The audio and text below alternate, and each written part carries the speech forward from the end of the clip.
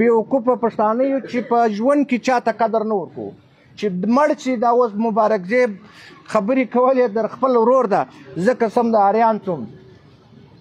چې په دې باندې چې د نن پر کردار ناست چې دی د خپل ورور پتا نشي کولی نو بیا زه څه وکړم دی وایي چې زموږ نن د کومه کمزوري نن په لاس کې ده نن خو دی پر ښه طاقت هم ناست دی پر زور هم ناست دی ستا هم اواز اوچتولی چې زما دا هم اوچتولی زه تی ته د اریان څوم چې دې سړي ته به ته یو څه ووایه ستا 2 ورځې ما بعد ته ماله په اتاله راځې نو دا خو د بېبان سړی ماله څنګه راځي نو دا واحد د دې لارې دا خو نه دي لارې دا نه دي د دې لارې چې زه دا سړی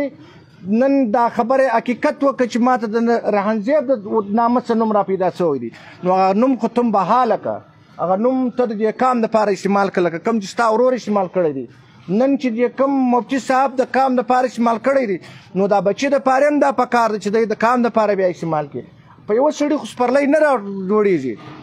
او په یوه لاس ټک نه خېږي دا پکار دی چې د دا وطن مشران سره یو سي په اخلاص هغه ولې په موږ کې منافقت په پښتانه کې زیات وي په واحد دا لاس په پرېږدي چې پر قرآن به لاس ورسره ږدي چې موږ د دې کام سره نور مزید ناکي نه کوو بس کوم ګیج د دوی دا پره سوی دی هغه پره دی هغه عزت د دوی دا پره دی دولت یې پره دی دوی ته به معلوم وي چې پره دی